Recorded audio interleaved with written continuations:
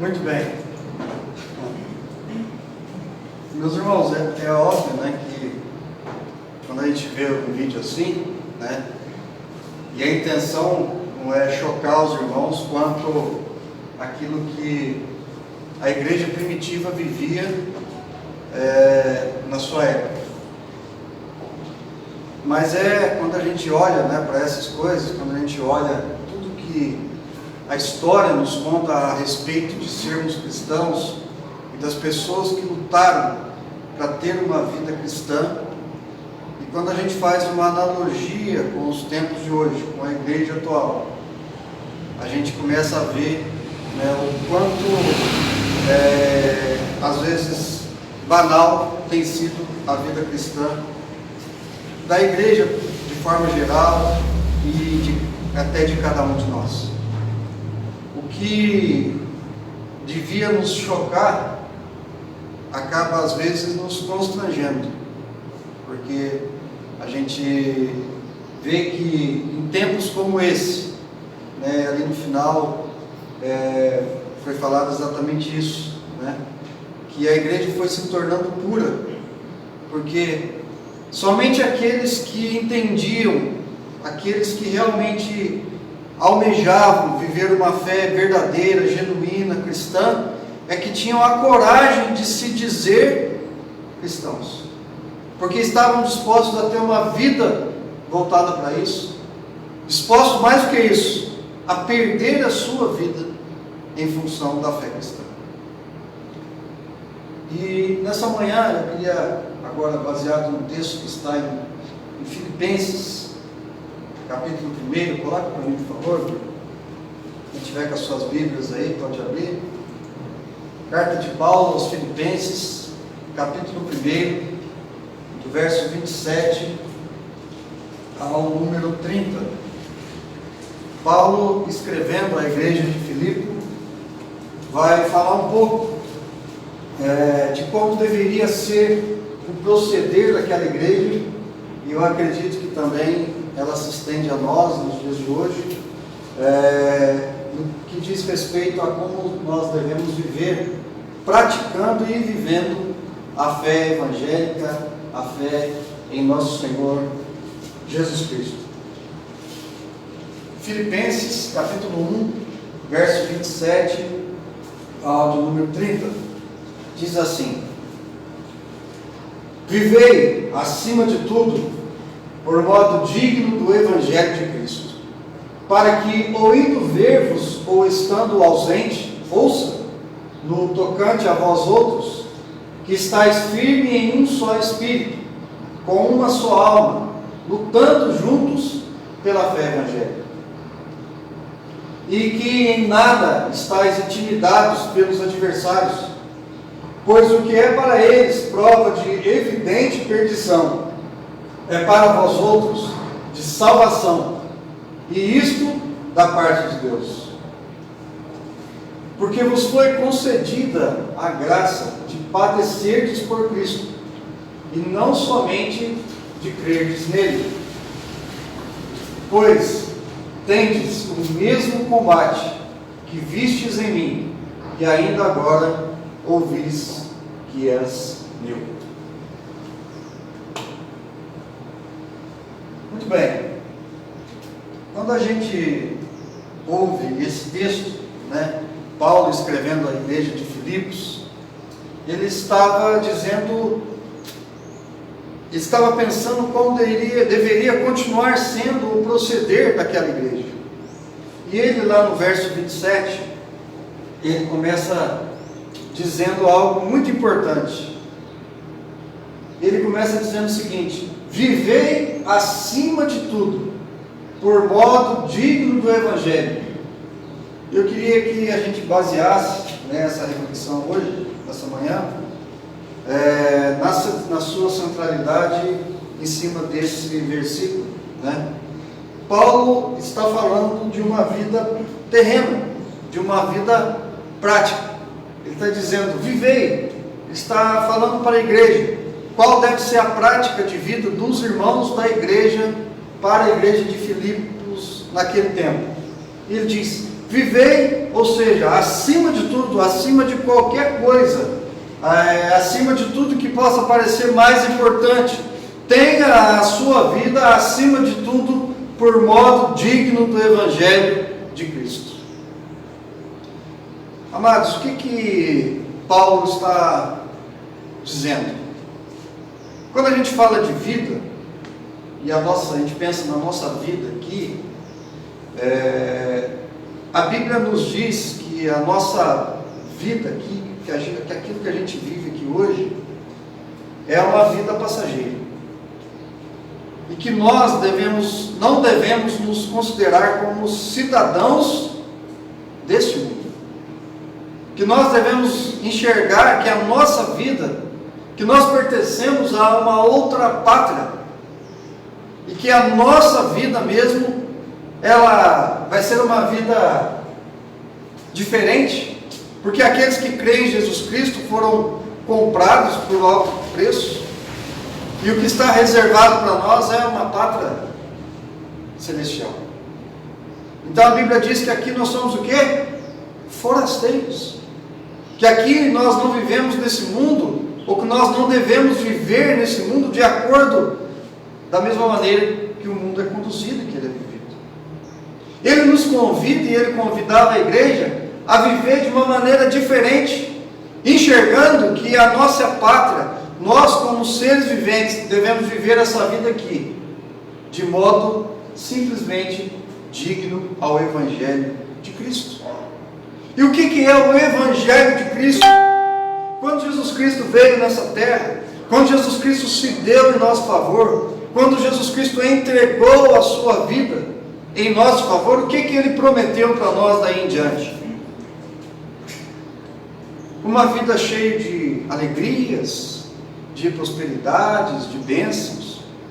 Embora todos nós almejamos isso, e o Senhor pode nos dar isso, conforme a sua graça e a sua misericórdia, mas o que Ele deixou e que Ele ensinou para nós é que nós passaremos por aflições.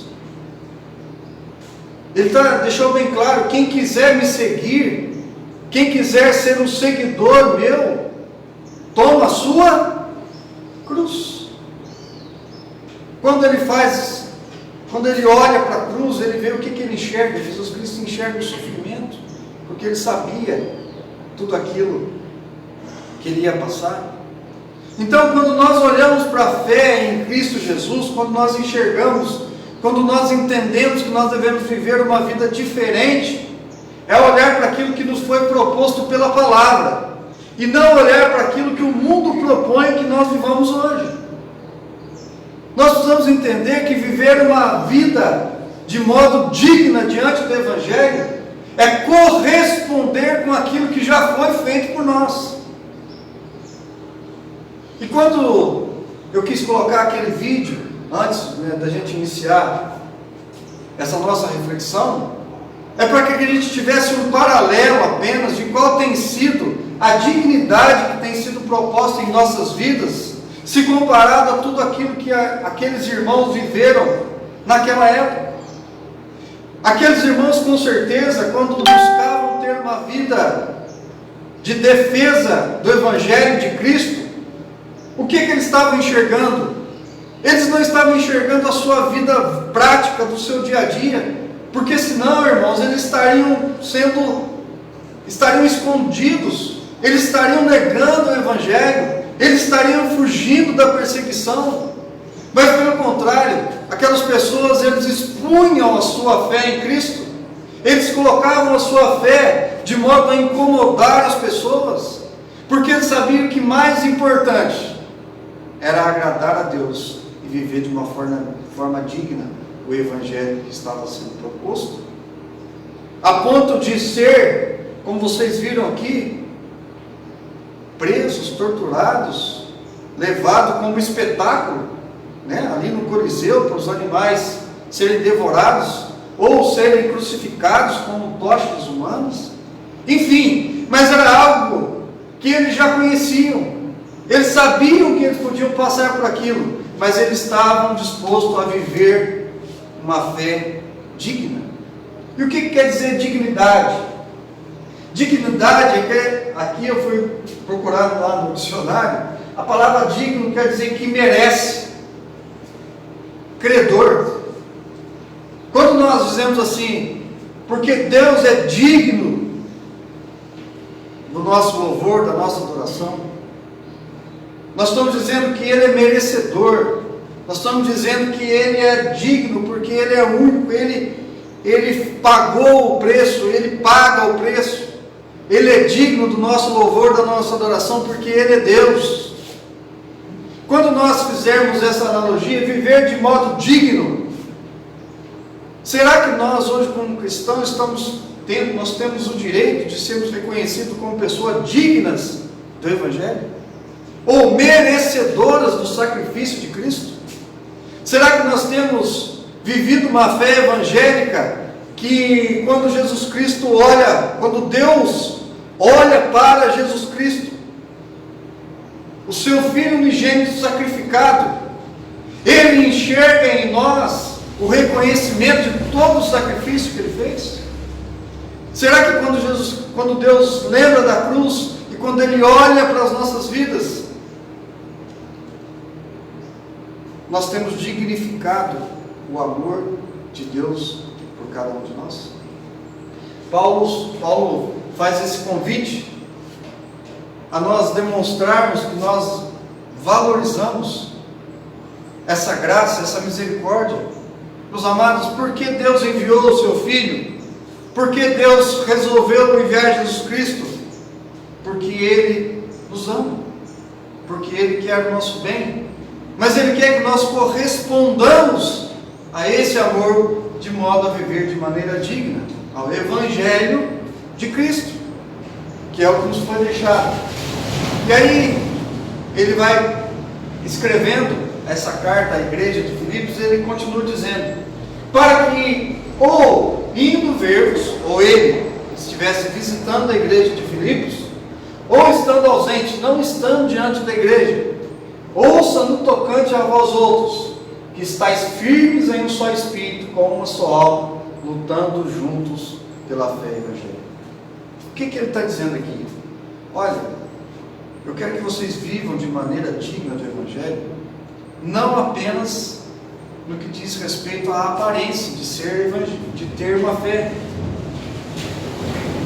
E quando a gente olha isso, e a gente faz essa analogia para a igreja atual, parece que a igreja quer demonstrar que é evangélica, ou que luta pelo Evangelho. Mas qual tem sido de fato, de verdade, a genuidade dessa vida? Será que a gente tem vivido uma fé genuína, uma fé que não vive apenas de aparência? Uma fé que é simplesmente capaz de pegar a sua Bíblia em casa, querer vir no culto e dizer que é Evangelho? Porque quando eu faço isso, de certa maneira, eu demonstro que eu tenho uma fé evangélica, que eu tenho uma fé em Cristo Jesus. Mas o que ele está dizendo aqui é o seguinte: eu quero saber o seguinte, se eu estando aí, ou se alguém me falar de vocês, qual vai ser o parecer? Que vocês realmente estão firmes num só espírito, com uma só alma, lutando pela fé evangélica. Quando ele fala isso, irmãos, é lutar pela fé, é viver acima dos padrões normais que a gente vive. Quando ele fala aqui de lutar pela fé, né? Às vezes hoje a gente acha que é um grande esforço, às vezes levantar de manhã e vir para a igreja. Chega a ser ridículo quando a gente olha aquilo que as pessoas viveram lá atrás, como a gente viu naquele vídeo, pela fé evangélica. E às vezes a gente acha que já está fazendo muito. Não é verdade? Lógico, isso faz parte da nossa fé cristã. Mas o que ele está convidando e o que ele quer de nós é que nós vivemos de modo digno a tudo aquilo que Cristo fez. E nós precisamos corresponder a isso. E como que a gente corresponde a isso? A nossa fé evangélica não pode se resumir apenas nós termos uma Bíblia, frequentarmos uma igreja e dizermos que somos evangélicos. A nossa vida cristã deve ser uma vida de luta, como ele diz aqui, firmes no só espírito, ou seja, firmes em oração, com uma só alma, todos juntos buscando a mesma coisa. Nós vivemos uma fé que motiva outras pessoas, uma fé que agrega as pessoas para o mesmo entendimento, uma fé que chama as pessoas para a mesma luta, ou seja, juntos pela fé evangélica. Será que quando as pessoas olham para a nossa vida de evangélicos, de cristãos, eles veem pelo menos um pouquinho disso? Olha o que ele continua dizendo, no verso 28, e que nada estáis intimidados pelos adversários. Ou seja, ele sabia que a igreja naquela época tinha perseguições, que as pessoas estavam intimidando aqueles que diziam ter uma fé genuína em Cristo.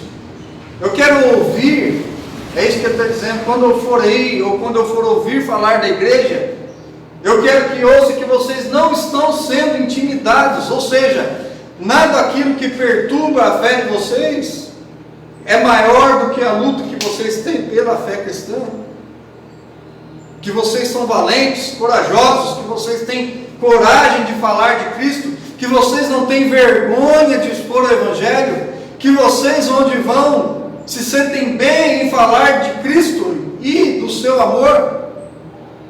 É isso que Paulo está falando, que vocês não estão intimidados pelos adversários, pois o que é para eles prova de evidente perdição, é para vós outros de salvação, e isso da parte de Deus. Quero abrir um parênteses aqui e voltar de novo lá naquele texto. Vocês viram lá no vídeo, vocês viram que uma das artimanhas de Nero, por exemplo, foi culpar os cristãos da época pelo incêndio de Roma. E o que ele fez? Tudo aquilo que acontecia de ruim no Império Romano, em qualquer localidade, doença, roubo, o que ele fazia? Ele jogava a culpa nos cristãos. Ó, tá vendo? A culpa é desse povo aí. Sabe por quê? Eles seguem ao Cristo crucificado e eles são loucos. Eles são tão fanáticos. Eles gostam tanto dessa fé que eles são loucos, eles são perdidos. Esse povo não tem, eles não têm juízo. Então as pessoas enxergavam aquele grupo que estava disposto a morrer pelo Evangelho como pessoas loucas, como pessoas que eram distintas do meio da sociedade, porque demonstravam valores diferentes, pessoas que viviam a sua vida de maneira diferente, pessoas que tinham outro meio de enxergar o mundo, pessoas que se destacavam, mas que eram considerados como perdição. As pessoas apontavam, está vendo aquele povo ali? Mas o que o texto está falando? Olha só, pois o que para eles era prova de perdição, é para vós outros de salvação. Isto da parte de Deus. Porque esse foi o propósito de Deus quando constituiu a igreja, para nós vivermos de forma digna, porque nós temos a certeza da salvação. É isso que Deus propõe para nós. E aqui eu quero fazer de novo mais um parágrafo dizendo o seguinte: como que o mundo tem enxergado a igreja de forma geral? Essa é a primeira pergunta. Como que o mundo tem visto a igreja hoje? E segundo, como que as pessoas têm visto individualmente a minha e a sua vida diante do Evangelho de Cristo? Quando o mundo olha para a igreja hoje, ela não tem incomodado nem metade do que deveria incomodar o mundo. A fé cristã hoje não incomoda como incomodava naquela época. Hoje, ser considerado alguém cristão não é nada diferente. Por quê? Porque a fé cristã está praticamente balizada com o mundo. Então ela já não incomoda mais. E quando olha para a nossa vida, para a nossa individualidade, como que as pessoas lá fora têm olhado para mim e para a sua vida? elas têm se incomodado com o modo que nós vivemos, com a fé que a gente vive, com o nosso jeito, entre aspas, diferente deveria ser de nós vivermos? Uma vida que manifesta a glória de Deus, o amor de Deus, que não é intimidado pelo Evangelho, que está disposto a lutar por ele. Paulo apresenta e deixa isso muito claro para a igreja de Filipe.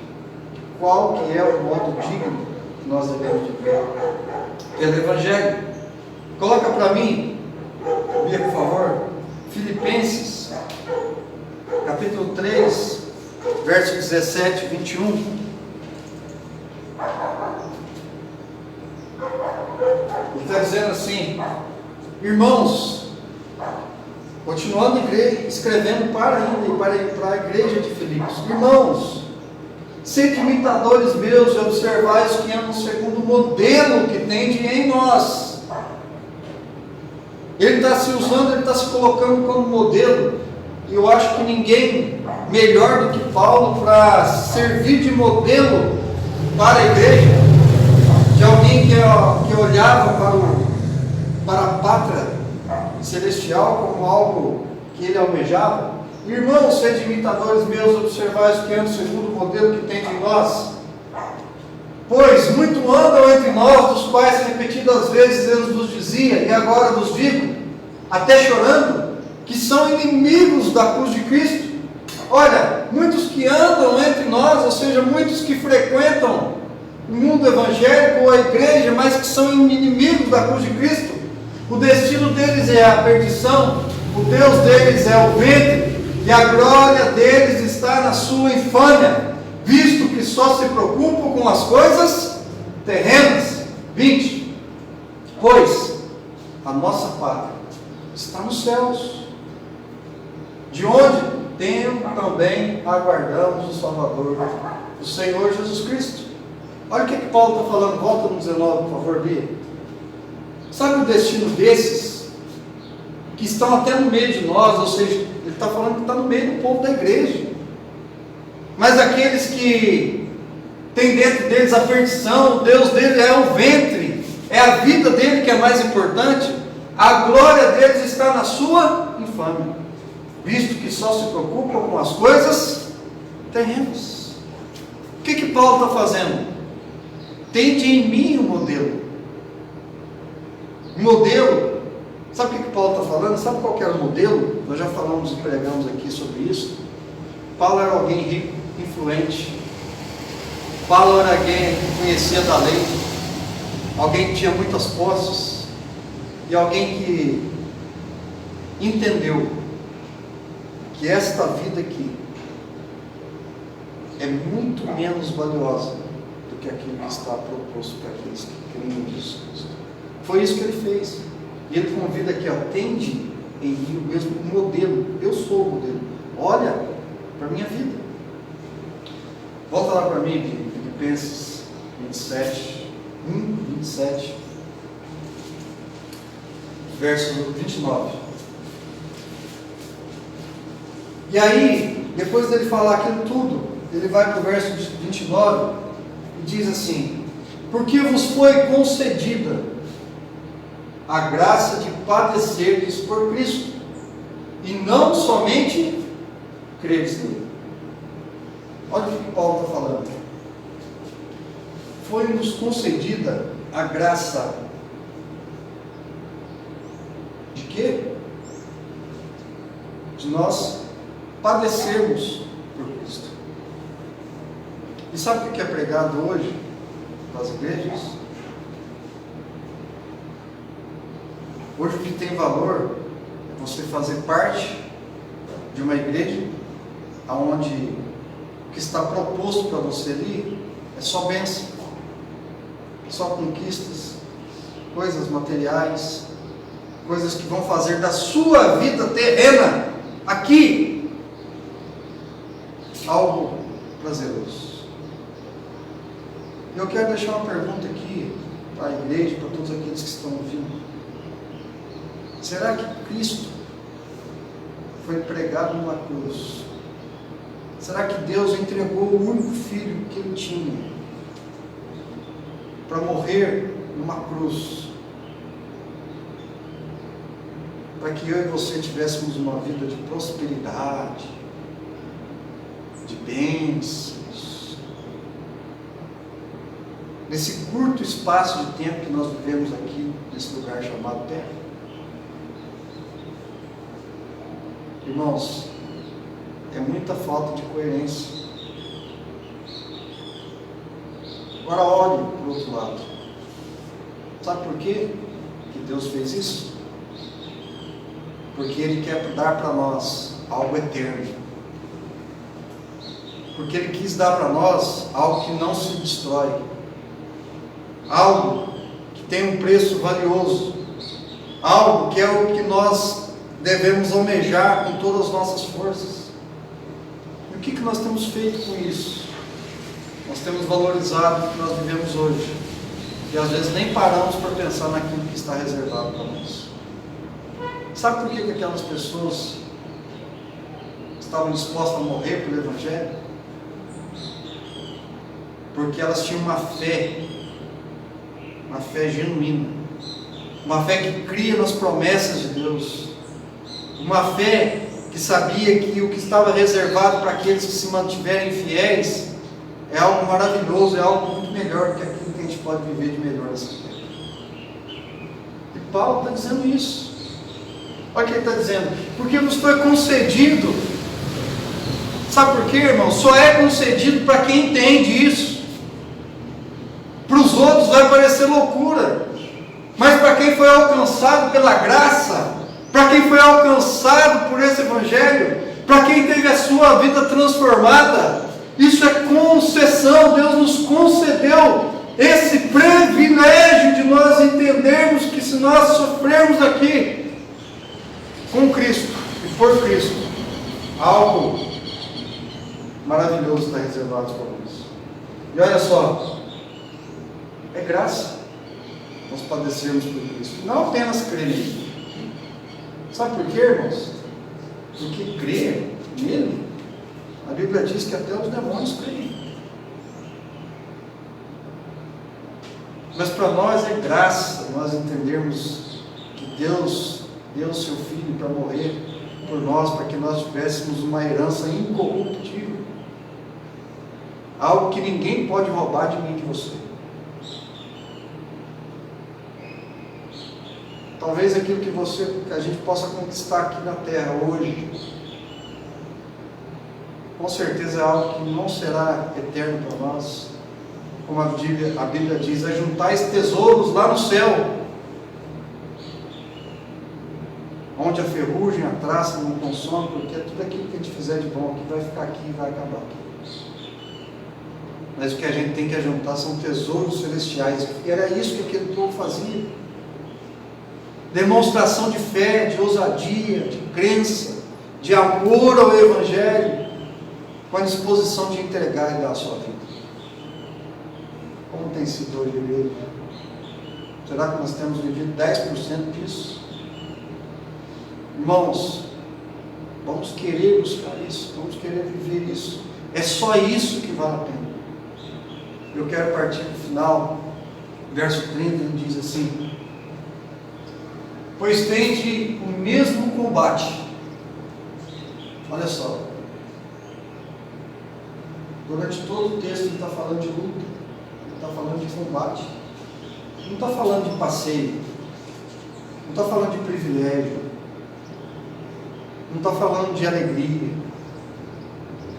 Pois tendes o mesmo combate que viste em mim, e ainda agora ouvis que é duro. Sabe o que ele está dizendo? Eu quero encorajar vocês a continuar tendo essa fé, a viver desse modo, a olhar para a minha vida como eu vivo, disposto a morrer pelo Evangelho. Mas quando a gente fala assim, o que é morrer pelo Evangelho? Por que eu preciso morrer pelo Evangelho? Por que é necessário talvez a gente morrer pelo Evangelho? E por que o Evangelho incomodava tanto aquela época? Sabe por quê? Porque quando a pessoa estava disposta a morrer pelo Evangelho, não era para ele, Era para levar o Evangelho a outras pessoas. Era para tirar outras pessoas da morte e levar para a vida. E Paulo dedicou a sua vida a fazer isso. Ele não se intimidava, ele sofria em favor do Evangelho. Porque qual foi a ordem de Cristo que ele deixou para a igreja? Ide por todo mundo e pregai o Evangelho. Será que, irmãos, quando a gente fala em padecer pelo Evangelho, muito provavelmente, né, a gente não vai ser levado a ser devorado pelos animais ou ser crucificado como tocha, porque aqui no nosso país ainda o Evangelho é livre. Mas então como que eu vou padecer pelo Evangelho? Como que eu vou sofrer pelo Evangelho, pela fé cristã? Como que eu vou viver de maneira digna do Evangelho? A única coisa que a gente precisa fazer é dedicar a nossa vida a levar esse Evangelho para aqueles que precisam. Isso é padecer pelo Evangelho. É viver uma fé que vai incomodar aqueles que não creem, mas que vai trazer vida para aqueles que ouvem. É isso. Aquelas pessoas faziam muito mais do que isso. E hoje, se a gente fizer apenas um pouco disso, com certeza a gente vai vivendo um pouco mais dignamente o Evangelho de Jesus Cristo que nos foi proposto. E eu termino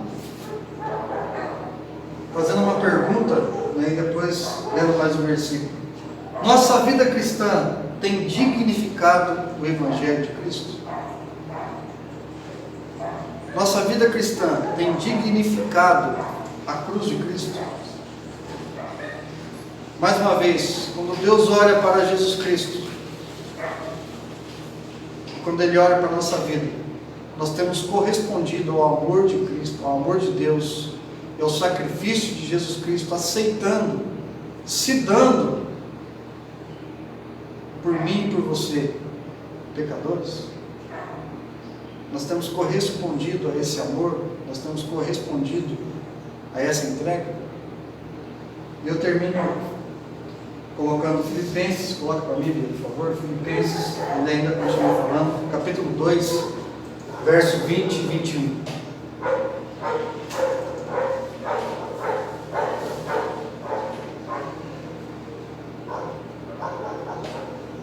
Coloca 21. 20.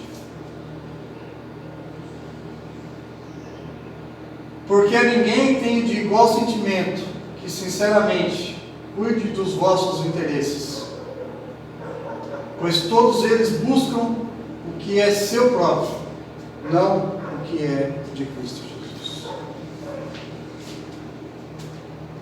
O que nós temos buscado? Aquilo que é de interesse nosso próprio, para satisfazer apenas a nossa vontade? Ou nós temos buscado o que é de Cristo Jesus? Que quando a gente faz essa reflexão de viver de maneira digna diante de Cristo, do seu Evangelho, que a gente possa buscar das coisas de Deus, buscar as coisas do alto, olhar para essa vida apenas como uma passagem, mas enxergar que tem algo proposto para nós maravilhoso, algo que está reservado para aqueles que professam a fé em Jesus Cristo, para aqueles que reconhecem o sacrifício dele e para aqueles que valorizam o amor que Deus dispensou por cada um de nós. Amém? Amém. Vamos estar orando. Vamos colocar de pé, a gente tem uma oração final.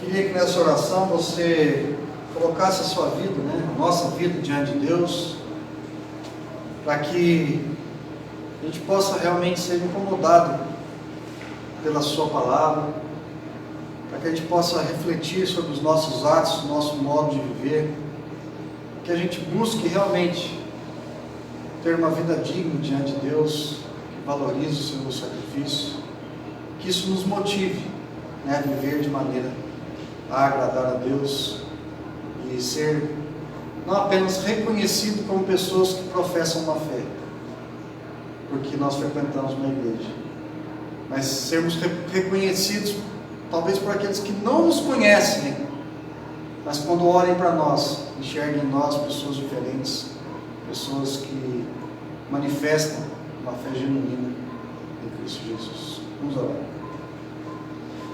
Senhor Deus e Pai, nós te bendizemos, nós nos alegramos, ó Deus, pelo seu amor, pela sua graça. Nós, ó Deus, de maneira muito intensa, queremos reconhecer todo o sacrifício que o Senhor fez por cada um de nós, pecadores. Ó Deus, demonstrando o amor jamais visto, Pai, entregando seu Filho amado por cada um de nós.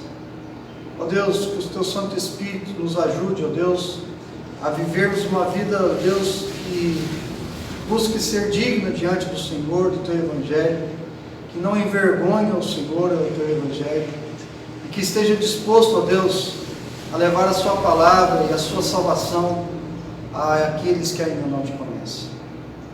Pai, que toda covardia, todo comodismo, toda falta de fé, ó Deus, que toda vergonha, que toda, ó Deus, a nossa pequenez possa se tornar pequena diante da nossa fé, que nós busquemos sempre sermos amparados e dirigidos pelo Senhor para vivermos uma fé que agrada ao Teu nome. Obrigado por essa manhã, ó Deus, por cada pessoa que aqui esteve, por cada família representada, por aqueles também que estão nos ouvindo, que nós possamos ter uma semana abençoada, diferente, diante da Tua graça. Em nome do Senhor Jesus que nós pedimos. Amém. Clamemos a bênção do Senhor. Que o amor de Deus, o Pai, a superabundante graça de Jesus Cristo, o seu Filho, e a presença em nós de Deus, o Espírito Santo, nos selando, nos consolando e nos ensinando, seja com cada um de nós, a Tua igreja, agora e sempre. Amém. Amém.